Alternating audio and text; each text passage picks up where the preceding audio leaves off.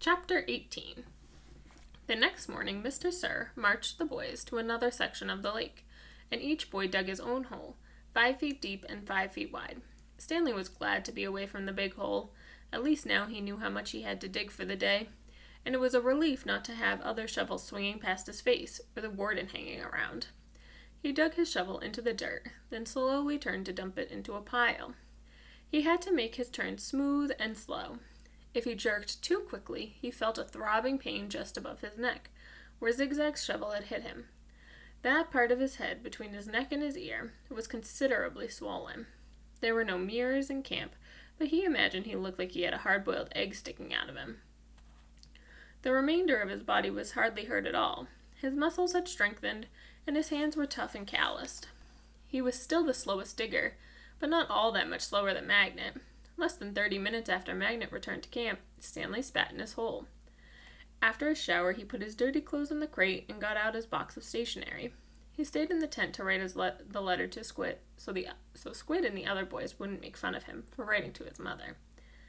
Dear Mom and Dad, camp is hard, but challenging.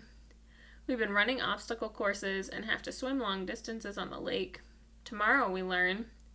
He stopped writing as Zero walked into the tent. Then he returned to his letter. He didn't care what Zero thought. Zero was nobody. To rock climb. I know that sounds scary, but don't worry.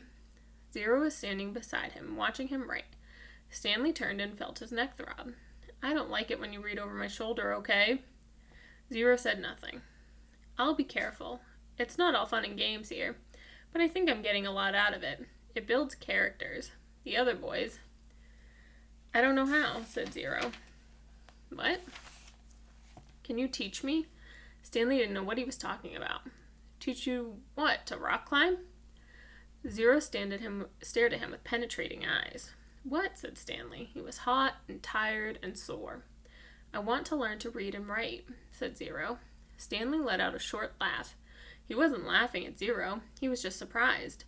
All this time he had thought Zero was reading over his shoulder.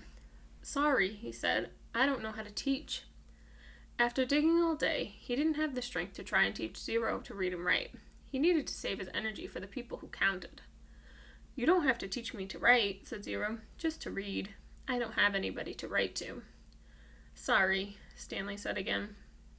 His muscles and hands weren't the only part of his body that had toughened over the past several weeks. His heart had hardened as well. He finished his letter. He barely had enough moisture in his mouth to seal and stamp the envelope. It seemed that no matter how much water he drank, he was always thirsty. Chapter 19. He was awakened one night by a strange noise. At first he thought it might have been some kind of animal, and it frightened him. But as the sleep cleared from his head, he realized the noise was coming from the cot next to him. Squid was crying. You okay? Stanley whispered. Squid's head jerked around. He sniffed and caught his breath. Yeah, I'm fine, he whispered and sniffed again. In the morning, Stanley asked Squid if he was feeling better. What are you, my mother? Asked Squid. Stanley raised and lowered one shoulder. I got allergies, okay? Squid said. Okay, said Stanley. You open your mouth again and I'll break your jaw. Stanley kept his mouth shut most of the time. He didn't talk too much to any of the boys, afraid that he might say the wrong thing. They called him caveman and all that, but he couldn't forget that they were dangerous too. They were all here for a reason. As Mr. Sir would say, this wasn't a Girl Scout camp. Stanley was thankful that there were no racial problems. X-Ray, Armpit, and Zero were black. He, Squid, and Zigzag were white. Magnet was Hispanic. On the lake they were all the same reddish-brown color, the color of dirt. He looked up from his hole to see the water truck and its trailing dust cloud. His canteen was still almost a quarter full.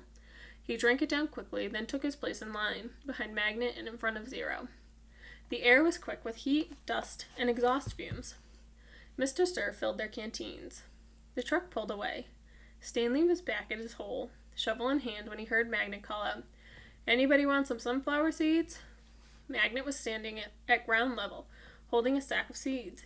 He popped a handful in his mouth, chewed, and swallowed, shells and all. Over here, called X-Ray. The sack looked to be about half full. Magnet rolled up the top and then tossed it to X-Ray. How'd you get them without Mr. Sir seeing you? Asked Armpit.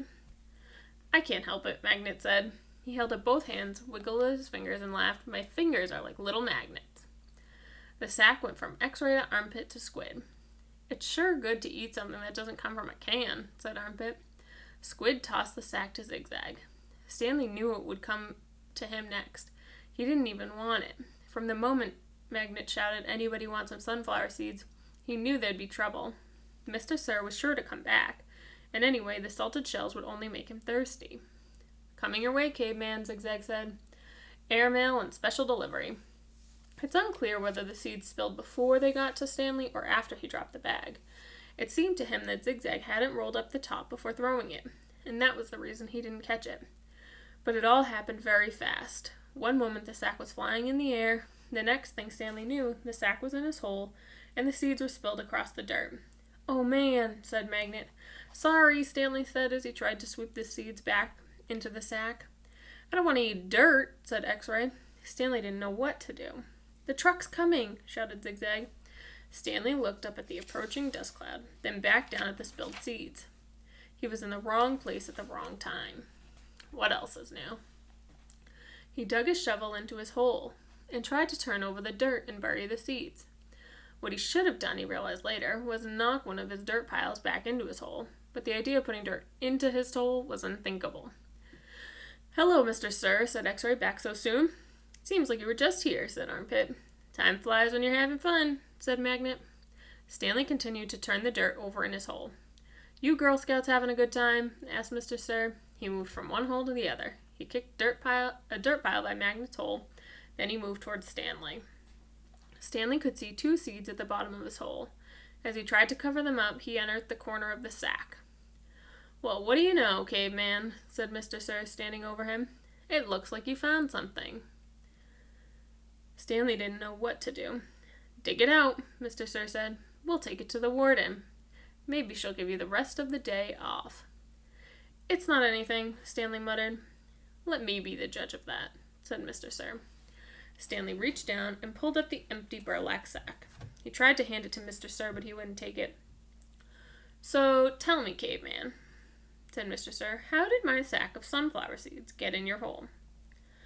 "I stole it from your truck." "You did?" "Yes, Mr. Sir." "What happened to all the sunflower seeds?" "I ate them." "By yourself?" "Yes, Mr. Sir." "Hey, caveman," shouted Armpit, "how come you didn't share any with us?" "That's cold, man," said X-Ray. "I thought you were our friend," said Magnet. Mr. Sir looked around from one boy to another, then back to Stanley.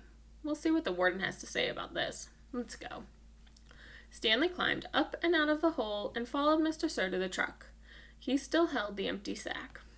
It felt good to sit inside the truck, out of the direct rays of the sun. Stanley was surprised he could feel good about anything at the moment, but he did. It felt good to sit down on a comfortable seat for a change, and as the truck bounced along the dirt, he was able to appreciate the air blowing through the open window onto his hot, sweaty face.